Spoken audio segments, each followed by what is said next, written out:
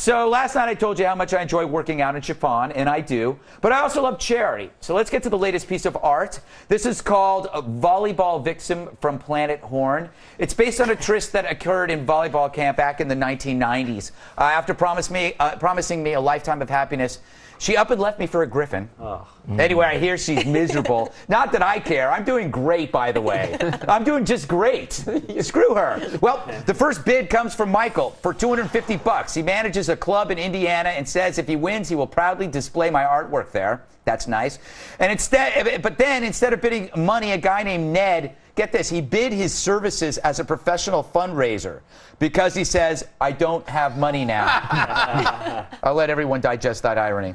Sorry, Ned, it's cash or nothing. And thanks to Scott Kirtley, who last week bid $500, even though he lost to the Wounded Warriors Project. So I'm going to send you a drawing if I remember where you live. So everybody else has till Friday to beat the bid of $250 for this amazing piece of artwork that I drew myself.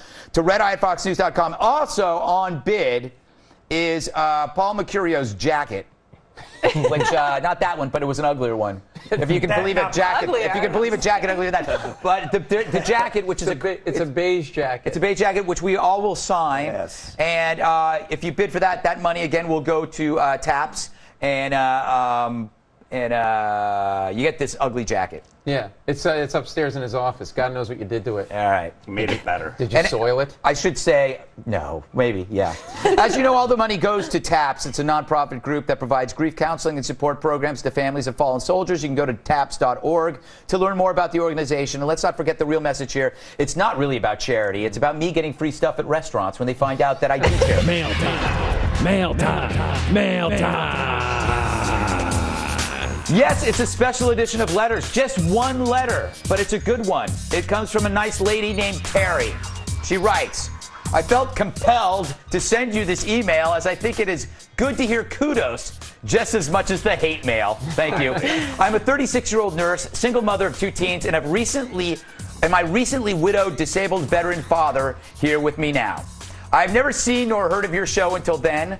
Going through my mother's battle with breast cancer and her ultimate demise took its toll on the entire family, especially my father. I left work to care for her and am now looking to go back soon. In the interim, my father introduced me to your show. He wakes me up at 2:45 a.m. and to put on the coffee and get ready for Red Eye. I've seen the things you do for veterans because of your awesomeness, and it is wonderful. Well, another thing you did for a disabled veteran was bring laughter and joy at a time when we were just doing the opposite. I've never been closer to my father in my adult years than now, and I have the people at Red Eye to thank for some of that. Keep up your great work, and again, thank you. Aww. Well, that's the nicest letter we have ever received here at Red Eye. How long did it take you to write it, Bill? A while, because as you know, my normal character is a 36-year-old mother of preteens. Yes. Wait a second, I didn't write that, America. That was a legit letter from a nice person. I know. Wink. I know. Crazy, huh? Wink, wink. All right. Coming up, what's it like living on Paul Mercurio's face? We discussed the new book, My Life is Paul's Lips. Up next. Look at those. That's like Julia Roberts. Could this be the scariest movie ever made? Maybe. To be honest, I wasn't really paying attention.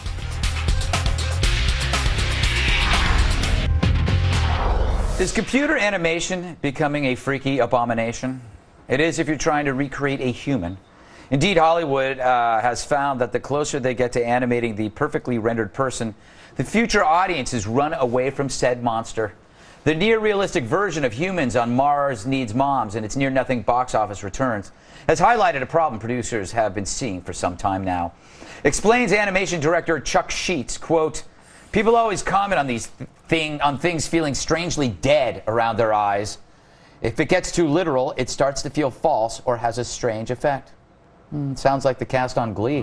Anyway, it comes back to a scientific theory known as the uncanny valley, wherein us folk become attracted to inanimate objects with human traits.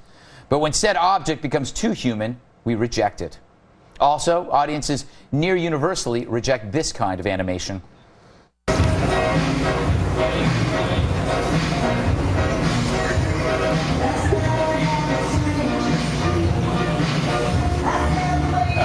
against God. We are anything if not sophisticated. Hey, Professor, do you hate animated people as much as you hate white people?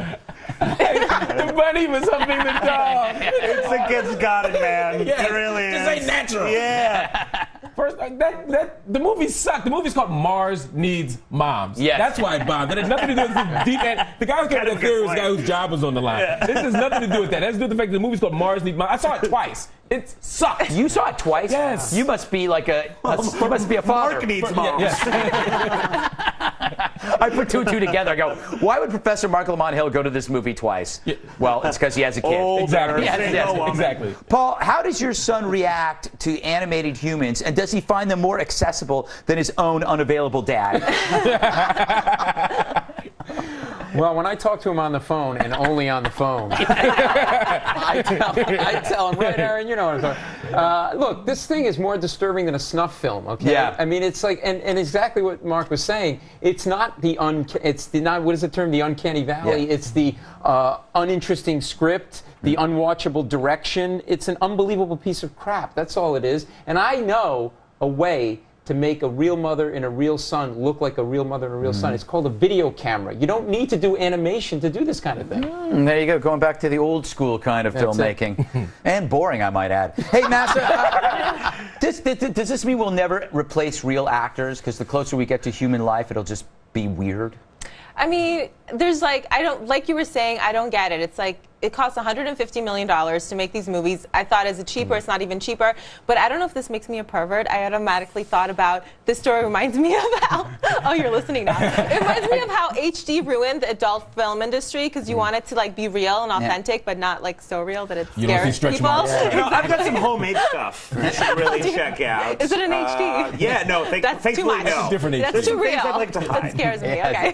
HD stands for something completely different. Yes. Phil, do you even know what CGI is? Because you've never been to films. Well, I mean, and also I'm against acronyms. Yes. Not a fan.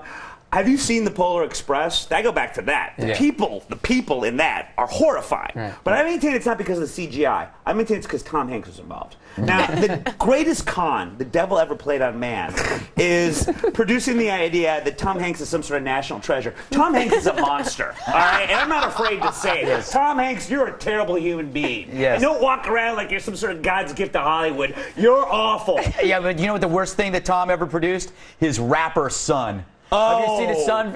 What's his name? He is single-handedly saving white rap. He's a white rapper, and he is absolutely awful. I can't remember his name, like Sage. Andy will figure it out at halftime. T-Hank. T-Hank, something bad. It's terrible. But I got to tell you, I go also say the same thing about Toy Story 3, which, as the toys were human, that's adorable. But the human kids family, were gross. they were gross. Yeah. It's like there's something about like this leads me to my ultimate thought that there is going to be a war between robots and humanity by 2070. Really? And Woody Yes. will win. Why? And Woody's going to win? Why? Woody shall lead us. Because we're going to create robots that try to look like humans, and then we're going to reject them, and then there's going to be a war just like nothing you've ever seen. You're going to be dead by then. I know. Oh, that's very sad. What was his name? Chet Hayes? Chet Hayes, yes. Chethaze. He raps You about had us at white rapper. That's all you really Yeah, is. I know. I didn't. Yeah. He raps about the hard times at Northwestern University. Yes. Good stuff. Living in the hills, Beverly Yes, Hills. exactly. It's amazing. Andy, find us a clip. Hey, do you have a comment on the show? Email us. It's redeye@foxnews.com. And to leave a voicemail on my direct line, call 212-462-5050. Still to come, the halftime report from TV's Andy Levy. He's a cartoon. Stupid man.